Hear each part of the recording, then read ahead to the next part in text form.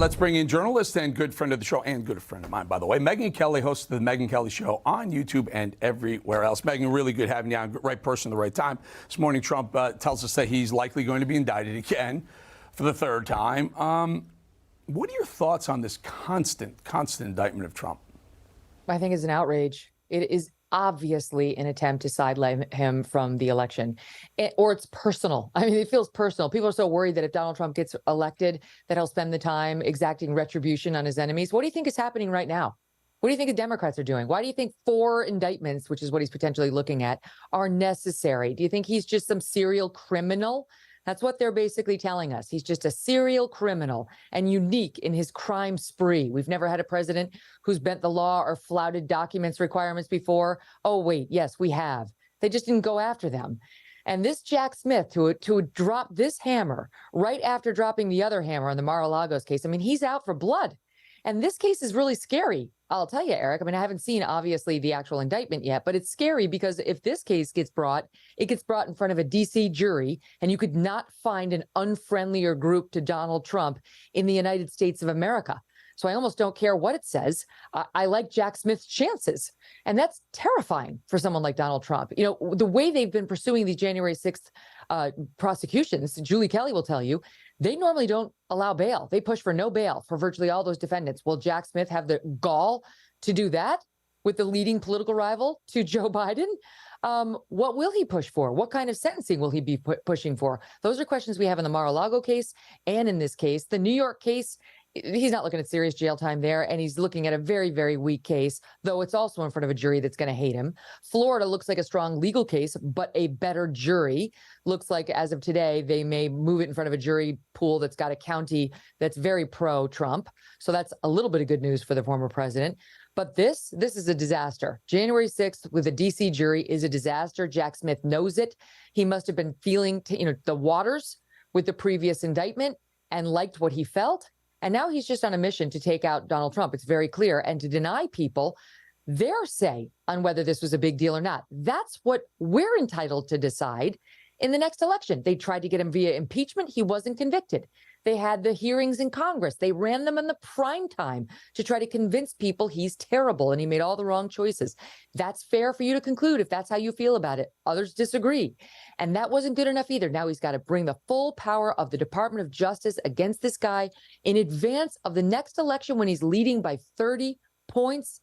It is an outrage. Yeah, and Jack Smith is saying, I need a speedy trial because that's what we like to do here, meaning let's do this prior to the election. It's so obvious their motive. You know, the old saying, if you come after the king, you best not miss. So far, they've missed. This, whatever they're doing, seems to give Trump more resolve, strengthen his resolve, and the voters as well.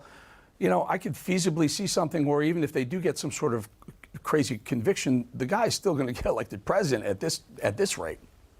Well, I mean, it's all about the timing, isn't it? Right? Because if they convict him on the Mar-a-Lago case or on this case, DC Jan 6th, prior to, let's say he wins the presidency, he could be sitting in jail on election day. Can't he pardon himself?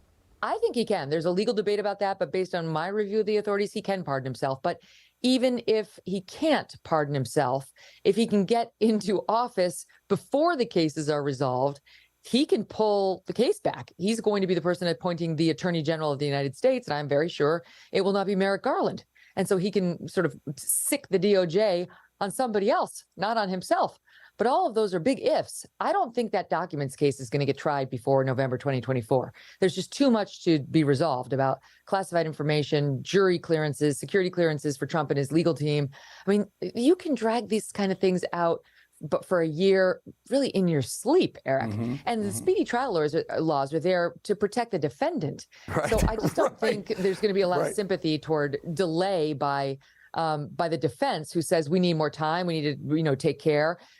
I don't think the judge is going to want to keep the pedal down on that. And so I think that case being the strongest one against him, I think it's good for him that Jack Smith overcharged it and that they're going to have to resolve all these legal disputes on the smaller matters before they get to the big nugget.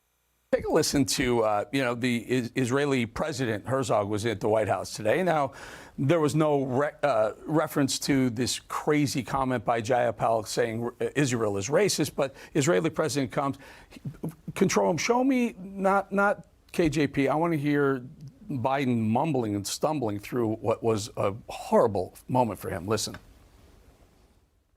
And we brought Israelis and Palestinians together at a political level,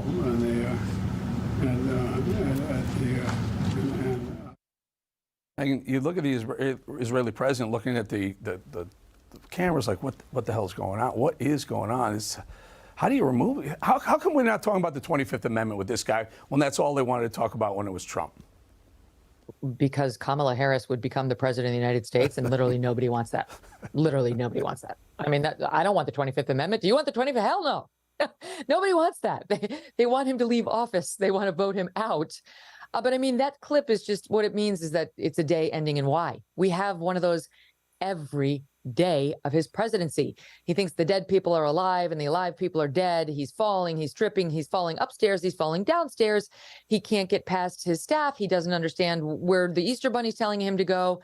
He can't make sense of the information around him. He said Putin's losing the war in Iraq. About 2 minutes ago, he said that. Meanwhile, he's in charge of our role over there. I mean, it's terrifying. So she's his best insurance policy. And if you think back to it, maybe he sensed the deterioration, and that's why he selected such an unlikable VP, right? Because it was a great insurance policy for him remaining in office. But this is the chance of the American people to finally say, no, we're not going to get behind this. It's dangerous to the country. And I have to say, Ron DeSantis, who's obviously in the number 2 spot right now for the GOP nomination, is 44 years old. He's robust. He's former military. This guy can do it. He's a young man. President Trump, I just saw him at the Turning Point Action Conference on Saturday. That man has more energy than I do. He's coming into the arena. I passed by his little table where they get him ready, right before he goes out, just in case he wants a snack. He's got like Hershey bars lined up front to back on the thing. He's got these processed food snacks. He eats McDonald's every other day. He's healthy as a horse. What's going on with his gene pool? Whatever it is, I want a piece of it. But despite all of those choices, he's robust, he's energetic, he's well, he's not falling apart, he's mentally sharp. If it comes down to a choice between those two, I realize there are strong ideological differences, but I just can't see how the American public would side with the man who can't spit out 2 words together. Trump's a young 77, and Biden's a very, very old 80 years old. Megyn, really good having you. I appreciate your time. Thank you for joining us. I'm really glad that you and Trump kind of worked the things out a little bit. Next time you come on, we'll talk about that a little bit more. That's awesome. Cool. Don't forget, folks, you can watch the Megyn Kelly Show on YouTube and other places as well. Listen to it on XM Sirius. Thanks.